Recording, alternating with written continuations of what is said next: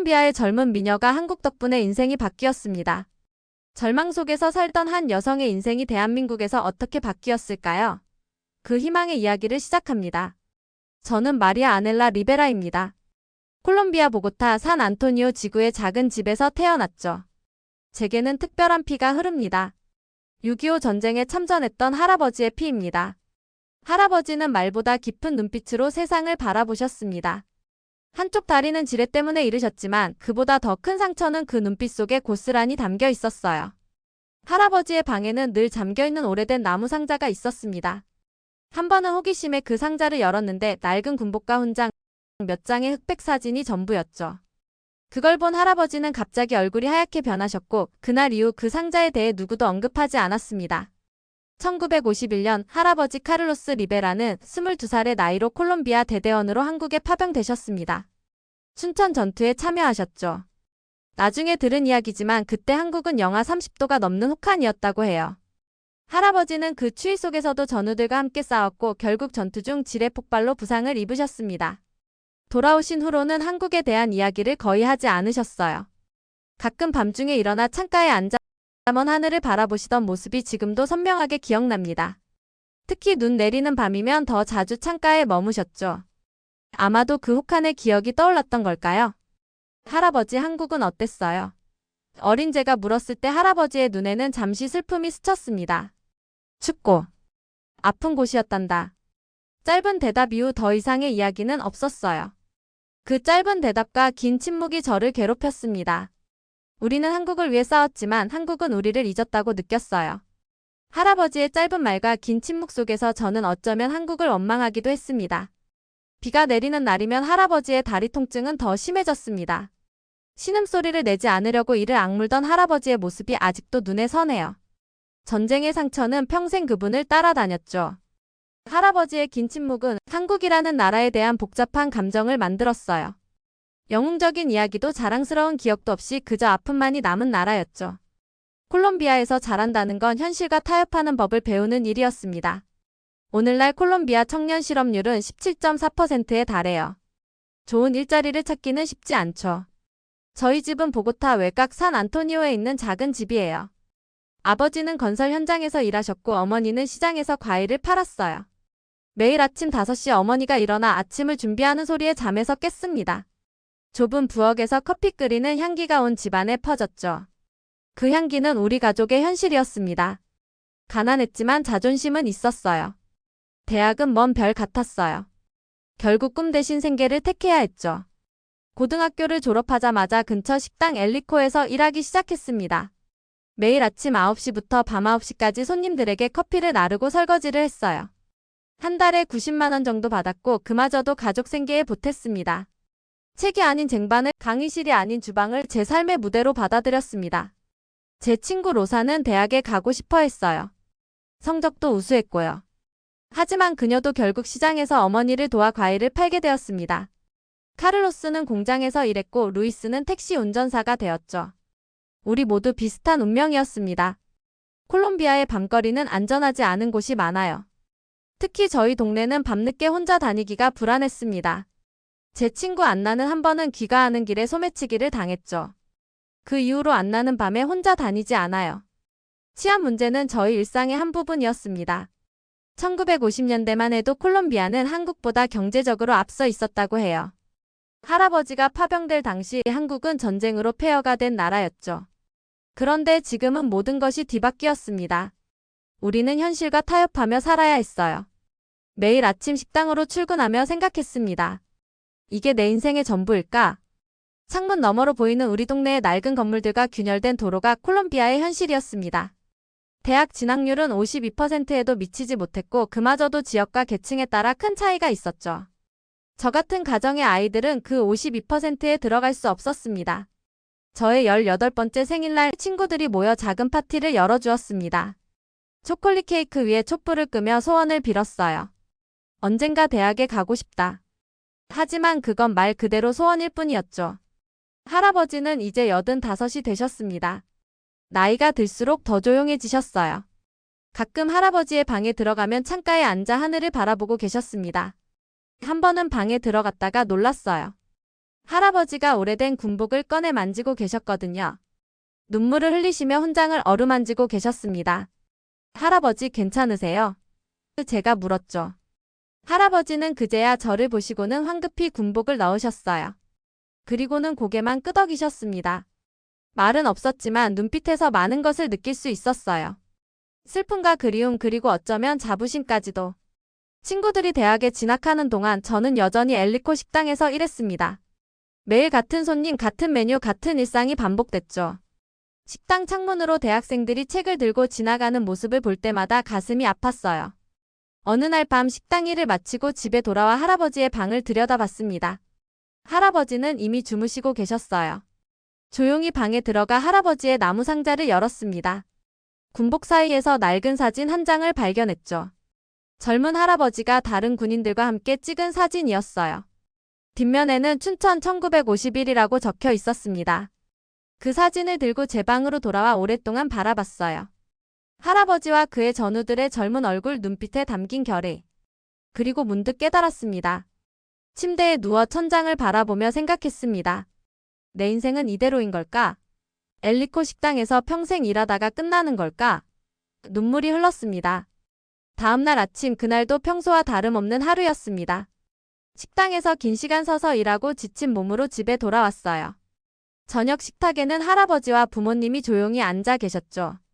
늘 그렇듯 침묵 속에서 식사가 이어졌습니다. 창밖으로는 어둠이 내려앉고 있었고 멀리서 아이들의 웃음소리만 희미하게 들려왔어요. 그 순간만큼은 모든 것이 영원히 변하지 않을 것 같았습니다. 그러나 2023년 3월 17일 제 인생을 바꾸는 순간이 갑자기 찾아왔습니다. 식사를 마치고 설거지를 하고 있을 때 어머니가 들뜬 표정으로 편지 한 통을 들고 부엌으로 들어오셨어요. 마리아, 이게 뭔지 아니? 한국에서 왔대. 처음에는 이해가 안 됐습니다. 한국이라니? 우리 가족과 무슨 상관이 있다고? 봉투를 열어보니 한국외국어대학교 로고가 있는 공식 서한이었습니다. 스페인어로 번역된 내용이었죠. 마리아 아넬라 리베라님께 귀하는 6.25 참전용사 카를로스 리베라의 후손으로서 한국외국어대학교 유엔참 전국 후손 장학 프로그램에 선발되었음을 알려드립니다. 본 장학 프로그램은 전액 학비와 기숙사비, 왕복 항공료를 지원합니다. 손이 떨렸습니다. 편지를 몇 번이고 다시 읽었어요. 당신은 6.25 참전용사의 후손입니다. 한국은 당신을 잊지 않았습니다. 그 문장이 제 마음을 강하게 울렸습니다. 어머니는 믿지 못하셨어요. 사기가 아닐까? 하시며 의심스러워하셨죠. 저도 처음에는 믿기지 않았습니다. 너무 멀게만 느껴졌던 대학이, 그것도 지구 반대편 한국이 대학이 저를 초대한다니요. 편지에는 연락처가 있었습니다. 용기를 내어 전화를 걸었죠. 안녕하세요. 마리아 리베라라고 합니다. 장학금 편지를 받았는데요. 전화 너머로 따뜻한 목소리가 들려왔습니다. 안녕하세요, 마리아님. 네, 모든 것이 사실입니다. 귀하는 유엔참 전국 후손 장학생으로 선발되셨습니다. 한국외대는 2010년대 중반부터 이 프로그램을 운영하고 있어요. 외교부 국가보훈처 코이카와 함께요. 그날 밤 할아버지 방으로 갔습니다. 할아버지는 책을 읽고 계셨어요. 조용히 편지를 건네드렸습니다. 할아버지, 한국에서 편지가 왔어요. 할아버지는 안경을 고쳐 쓰시며 편지를 받아들었습니다. 천천히 읽으시던 할아버지의 손이 떨리기 시작했어요. 그리고는 저를 바라보셨습니다. 말씀은 없으셨지만 그 눈빛에는 오랜 시간 숨겨왔던 감정이 담겨 있었어요. 침대로 돌아와 이불을 뒤집어 쓰고 울었습니다. 기쁨의 눈물이었어요. 우리를 기억해주는 나라가 있다니. 창밖으로 보이는 별들이 그날따라 유난히 밝게 빛나는 것 같았습니다. 다음날 아침 식당에 출근하지 않았어요. 대신 할아버지를 모시고 공원에 나갔습니다. 햇빛 아래서 할아버지와 함께 앉아 있었어요. 긴 침묵 끝에 할아버지가 말씀하셨습니다. 마리아, 가거라. 기회를 놓치지 마라. 짧은 말이었지만 할아버지의 축복이었습니다. 제 가슴은 벅차 올랐어요. 2023년 8월 27일 생애 처음으로 비행기를 탔습니다. 마드리드를 경유해 인천공항으로 향하는 긴 여정이었죠. 비행기 창문으로 구름 위의 세상을 바라보며 가슴이 두근거렸어요. 할아버지가 젊은 시절 피를 흘렸던 나라 한국으로 가는 길이었습니다. 인천공항에 도착했을 때 환영합니다라고 쓰인 한글 팻말을 든 한국 학생이 기다리고 있었어요. 제 이름을 부르며 활짝 웃는 그녀의 모습이 첫인상이었습니다. 낯선 나라였지만 따뜻함이 느껴졌죠. 그곳에서 처음 만난 학생이 한별이었습니다. 한별은 국제학부에 다니는 3학년 학생으로 제 버디로 지정되었다고 했어요. 유창한 스페인어로 자기소개를 했죠. 안녕하세요, 마리아. 저는 한별이에요. 스페인어를 공부하고 있어요. 한국 생활에 필요한 모든 것을 도와드릴게요. 한별은 올곧은 눈빛과 다정한 미소를 가진 학생이었습니다. 첫날부터 제 짐을 들어주고 기숙사 시설을 하나하나 설명해 주었어요. 가끔은 제가 한국어를 잘 몰라 당황할 때마다 괜찮아요. 천천히 배우면 돼요 라며 웃어주었죠. 한별은 제게 첫 번째 한국의 친구가 되었습니다. 한국 외대 기숙사에 도착해 짐을 풀고 창밖을 바라봤습니다. 높은 건물들, 반짝이는 도로, 질서정연한 거리. 콜롬비아와는 너무 다른 풍경이었어요. 이게 할아버지가 젊은 시절 지키려 했던 나라구나. 입학식 날 정장을 입고 강당에 들어서자 놀라운 광경이 펼쳐졌습니다. 행사장 한쪽에는 22개국 참전국 국기가 걸려 있었어요. 그 중에 콜롬비아 국기를 발견했을 때 갑자기 눈물이 왈칵 쏟아졌습니다. 그 순간 가슴이 뭉클했어요. 마리아, 여기 앉아요. 한별이 저를 안내했습니다. 입학식이 끝나고 한국 외대 총장님이 직접 저희를 찾아오셨습니다. 여러분의 할아버지 할머니 덕분에 오늘의 한국이 있습니다. 감사합니다. 그 말에 다시 한번 눈물이 났어요. 다음 주 한별과 함께 전쟁기념관을 방문했습니다. 참전국 전시관에서 콜롬비아 섹션을 찾았죠. 거기에는 콜롬비아 참전 병력 1068명, 전사자 163명이라는 기록과 함께 중남미 유일 참전국이라는 설명이 있었어요. 참전 용사 명단 중에서 할아버지의 이름을 찾아보았습니다. 수많은 이름 사이에서 카를로스 리베라를 발견했을 때의 그 감동은 말로 표현할 수 없었어요. 손가락으로 그 이름을 천천히 어루만졌습니다. 차가운 대리석에 새겨진 글자가 실감나게 다가왔어요. 할아버지는 잊히지 않았던 거였습니다. 그 순간 할아버지의 침묵이 이해되기 시작했어요. 너무 아팠던 기억, 너무 무거웠던 이야기. 할아버지는 많은 말씀을 하지 않으셨지만 한국은 기억하고 있었습니다. 한 달 후 순천향대학교 서울병원에서 참전국 후손들을 위한 건강검진 행사가 있었어요. 2015년부터 꾸준히 이어온 프로그램이라고 했습니다. 병원장님이 직접 저희를 맞이하셨죠. 참전의 은혜를 잊지 않겠습니다. 여러분의 건강이 우리의 책임입니다. 에티오피아에서 온 테클레라는 친구도 만났습니다. 그의 할아버지는 에티오피아 황제의 친위대로 한국전에 참전했다고 해요. 테클레는 화천군의 장학사업으로 한국에 왔다고 했습니다. 2009년부터 지금까지 420명이 넘는 에티오피아 참전용사 후손들이 그 혜택을 받았다고요. 무엇보다도 마음에 와닿았던 건 한국 학생들의 진심이었습니다. 한별은 항상 나를 챙겨주었어요. 힘들면 언제든 말해요. 우리가 고마운 거예요. 한별이 말했습니다. 한국 생활 2달째 한별의 소개로 은재라는 친구를 만났습니다. 은재는 경영학과 학생이었는데 따뜻하고 가족적인 성격이었어요. 마리아, 이번 주말에 우리 집에 와요. 어머니가 꼭 만나보고 싶대요. 은재의 초대로 처음 한국 가정을 방문했습니다. 은재는 주말마다 저를 초대했어요. 우리 집에서 한국 음식 먹어요. 오늘은 한국 드라마도 같이 보자. 은재의 어머니는 마치 딸처럼 저를 대해주셨고 한국 가정의 따뜻함을 느낄 수 있었습니다. 한국 생활 4개월째 학교 IT 수업에서 준서를 만났습니다. 준서는 경제학과 학생이었는데 조용하지만 항상 필요할 때 도움을 주는 친구였죠. 기술에 대한 이해가 깊었고 한국의 혁신적인 모습을 보여주기 위해 항상 노력했어요. 준서는 한국 음식을 소개해주며 웃었어요. 김치는 매워도 삼겹살이랑 먹으면 괜찮아요. 처음에는 매운 음식에 적응하기 힘들었지만 준서의 도움으로 곧 한국 음식의 맛에 빠져들었습니다. 그들과 함께하며 깨달았어요. 한국은 정부의 지원 프로그램도 훌륭했지만 그보다 더 중요한 건 사람들의 마음이었습니다. 제도적 지원을 넘어서는 인간적 따뜻함이 있었어요. 한국 생활 수개월째 접어들면서 이곳이 콜롬비아와 얼마나 다른지 매일 새롭게 느꼈습니다. 가장 놀라웠던 건 치안이었어요.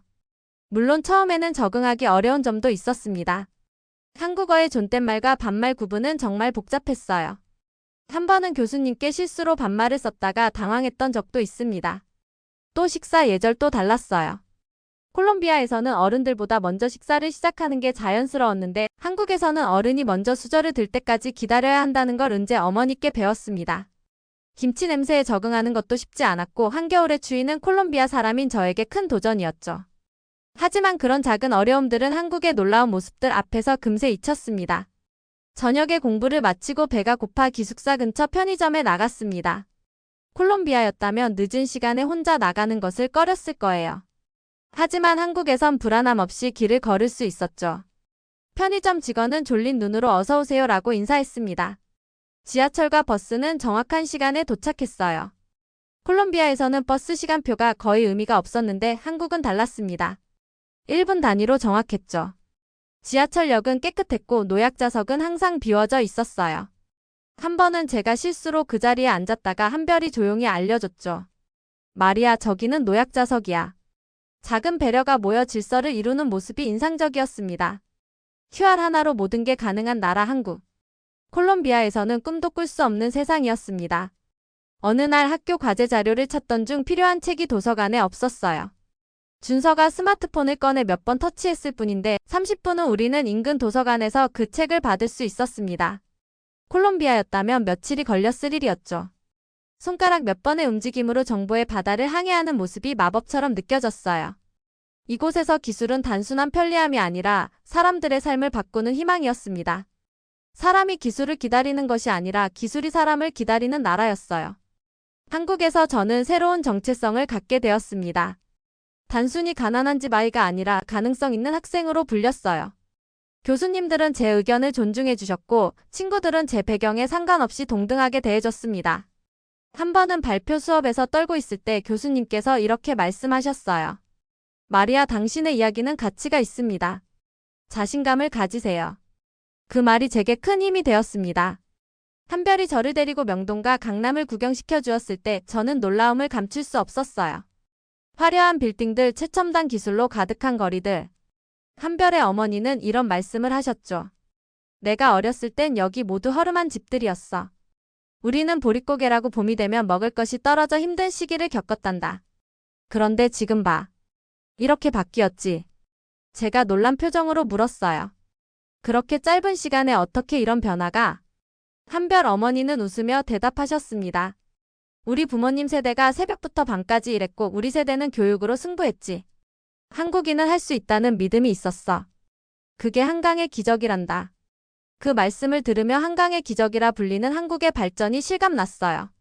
강변에 서서 반짝이는 고층 빌딩들을 바라보니 그 기적이 단순한 우연이 아니라 여러 세대의 땀과 희생 그리고 끈질긴 의지의 결과라는 것을 느낄 수 있었습니다.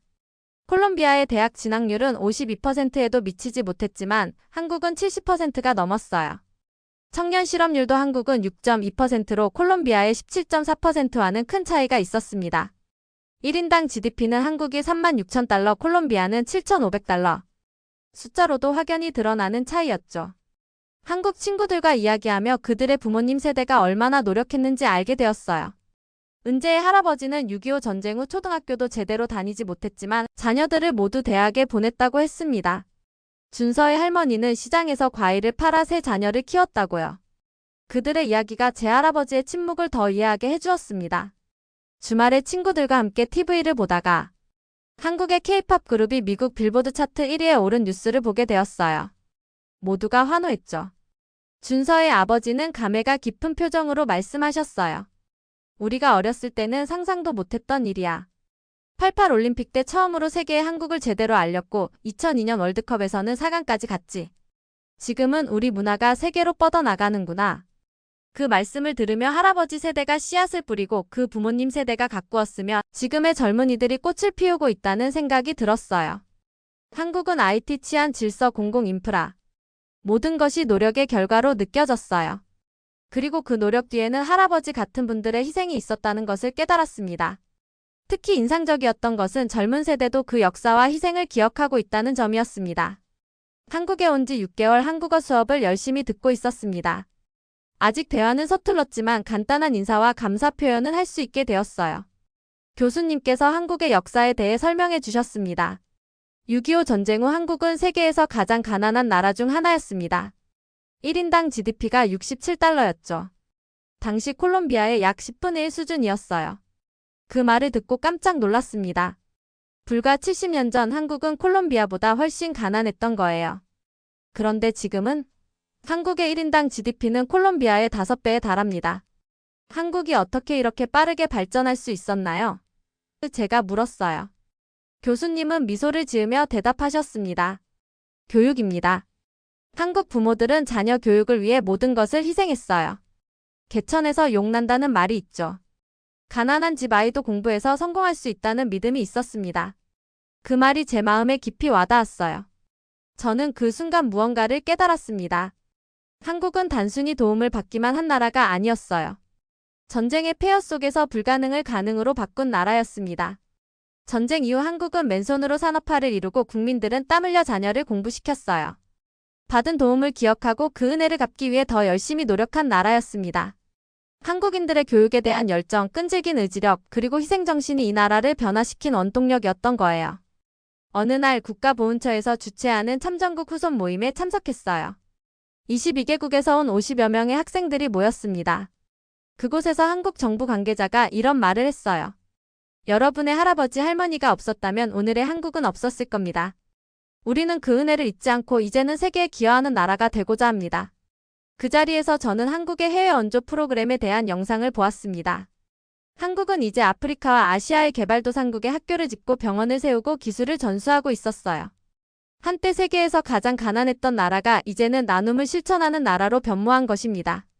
그 말을 들으며 문득 깨달았습니다. 한국은 받은 은혜를 기억했을 뿐 아니라 피땀으로 갚아낸 나라였어요. 단순히 고맙습니다라는 말이 아니라 실제로 행동으로 보여준 것이죠. 도움을 받던 나라에서 도움을 주는 나라로 한국의 여정은 마치 희망의 교과서 같았습니다. 한국캐피탈이라는 민간 기업에서 참전국 후손들에게 장학금을 전달하는 행사도 있었습니다. 회사 대표는 이렇게 말했어요. 국가만의 책임이 아닙니다. 민간도 은혜를 잊지 않습니다. 제 손에 전달된 장학증서를 바라보며 가슴이 뜨거워졌습니다. 2024년 6월 기준으로 6개국, 16명의 참전용사 후손들에게 1인당 100만 원씩 장학금을 지급했다고 합니다. 그 순간 또 한 번 깊은 감동에 휩싸였습니다. 정부뿐 아니라 일반 기업까지 심지어 개인들까지 한국 사회 전체가 참전의 희생을 기억하고 있다는 사실이 놀라웠어요.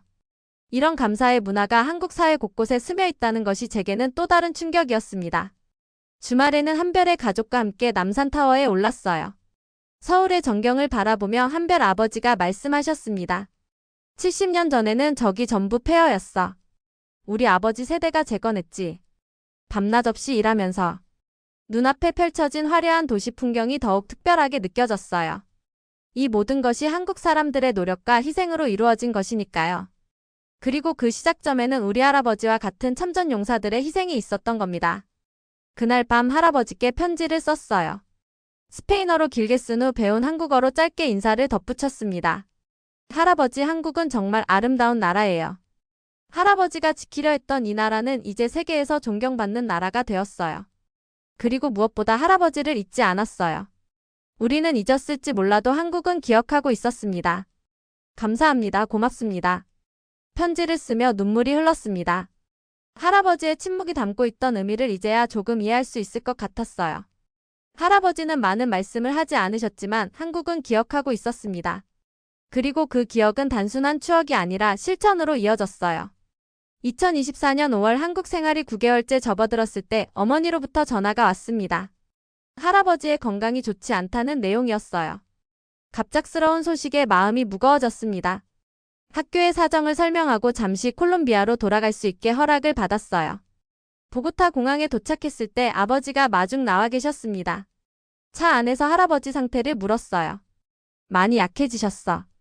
하지만 내가 온다는 소식에 기뻐하셨단다. 집에 도착하자마자 할아버지 방으로 향했습니다. 할아버지는 침대에 누워 계셨어요. 예전보다 훨씬 수척해 보였지만 저를 보시고는 환한 미소를 지으셨습니다. 마리아, 왔구나. 네, 할아버지. 왔어요. 할아버지 손을 잡았습니다. 한국은 어떠니?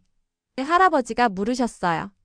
저는 한국에서의 경험을 하나하나 이야기했습니다. 전쟁기념관에서 할아버지 이름을 찾은 일한국 친구들과의 추억, 그리고 한국이 얼마나 발전했는지에 대해서요. 할아버지, 한국은 정말 아름다운 나라예요. 그리고 할아버지를 기억하고 있었어요. 제 가방에서 작은 선물을 꺼냈습니다. 전쟁기념관에서 구입한 한국 국기 배지와 할아버지의 이름이 새겨진 명함 크기의 기념패였어요. 할아버지는 떨리는 손으로 그것을 받아 들고 오랫동안 바라보셨습니다. 내가 싸운 보람이 있었구나. 할아버지의 목소리가 떨렸어요. 이어서 할아버지는 조용히 말씀하셨습니다. 마리아, 나는 한국에 대해 많은 이야기를 하지 않았지. 너무 아팠거든. 하지만 후회는 없단다. 그 추운 겨울 내가 지키려 했던 그 나라. 내가 옳은 선택을 했다는 걸 내가 증명해 주었구나. 일주일 동안 저는 할아버지 곁을 지켰습니다. 할아버지는 그동안보다 많은 이야기를 해주셨어요. 전쟁 중 만났던 한국 아이들 이야기, 동료들과의 우정, 그리고 부상을 입었던 그날의 이야기까지. 오랜 시간 말하지 않으셨던 이야기들이 조금씩 나왔습니다. 마리아, 넌 내 꿈을 찾았니? 할아버지의 물음에 저는 고개를 끄덕였습니다. 네, 할아버지. 저는 국제관계학을 공부하고 싶어요. 콜롬비아와 한국 두 나라를 잇는 다리가 되고 싶어요. 할아버지는 미소를 지으셨습니다. 그 꿈을 이루거라. 내가 못다 한 일을 내가 해주렴. 콜롬비아에 2주간 머물다가 한국으로 돌아왔습니다. 할아버지의 상태는 안정되었고 의사도 당분간은 괜찮을 거라고 했어요. 한국으로 돌아오는 비행기에서 생각했습니다. 이제 할아버지의 침묵이 담고 있던 의미를 조금은 알 것 같아. 한국 애대로 돌아와 저는 더욱 열심히 공부했습니다. 한국어 실력도 꾸준히 늘었어요. 1년간의 어학연수를 마치고 정치외교학과에 지원했습니다. 앞으로 3년간 더 공부하고 졸업 후에는 한국과 콜롬비아를 오가며 두 나라의 교류를 돕는 일을 하고 싶어요.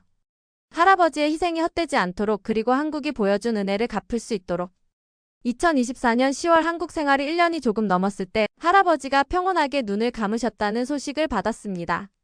갑작스러운 소식에 가슴이 아팠지만 마지막으로 할아버지를 뵙고 이야기를 나눌 수 있었다는 것에 감사했어요. 장례식에는 뜻밖의 손님들이 찾아왔다고 합니다. 한국 대사관 직원들과 참전용사회 대표들이었죠. 그들은 콜롬비아 국기와 한국 국기로 할아버지의 관을 덮었다고 해요. 카를로스 리베라 님은 한국의 영웅입니다. 대한민국은 그의 희생을 영원히 기억할 것입니다. 저는 이제 제 SNS에 이렇게 썼습니다. 할아버지. 당신이 지킨 나라는 아직도 당신을 기억하고 있어요. 그리고 그 나라는 이제 저의 꿈이 되었습니다. 그리고 이야기를 듣고 계신 한국의 국민 여러분. 당신들이 피와 땀으로 지켜낸 이 나라, 지금은 누군가의 꿈이 되었습니다. 콜롬비아의 작은 마을에서 온 한 소녀의 꿈이요. 그리고 이제 저는 구체적인 계획을 세웠습니다. 정치 외교학을 전공한 후 유엔 산하 기관에서 일하며 한국과 중남미 참전국 사이의 교류 프로그램을 만들고 싶습니다. 참전용사 후손들을 위한 장학제도를 더 많은 나라로 확대하는 데 제 삶을 바치고 싶어요. 한국이 우리를 기억했듯 저도 한국을 잊지 않겠습니다. 할아버지의 희생이 헛되지 않았음을, 당신들의 노력이 잊히지 않았음을 세계에 전하겠습니다. 모든 한국인이 뿌린 씨앗은 이제 전 세계에 뿌리내리고 있습니다. 정말 감사합니다. 이 이야기는 실제 6.25 참전국 후손들의 경험과 한국의 장학 및 국제교류 사례를 바탕으로 구성되었습니다. 개인정보 보호를 위해 인물 일부는 재구성하였습니다. 오늘 이야기 어떠셨나요? 대한민국은 이제 평범한 일상이 누군가에게는 꿈이 되는 세상에 살고 있습니다. 용기와 피로 대한민국을 지켜주신 참전용사분들께 경의를 표합니다. 저희 채널은 항상 좋은 영상으로 보답하겠습니다. 아름다운 이야기를 계속 듣고 싶다면 구독을 눌러주세요. 그리고 여러분들이 느끼시는 우리나라의 성장 이야기를 댓글로 남겨주세요. 감사합니다.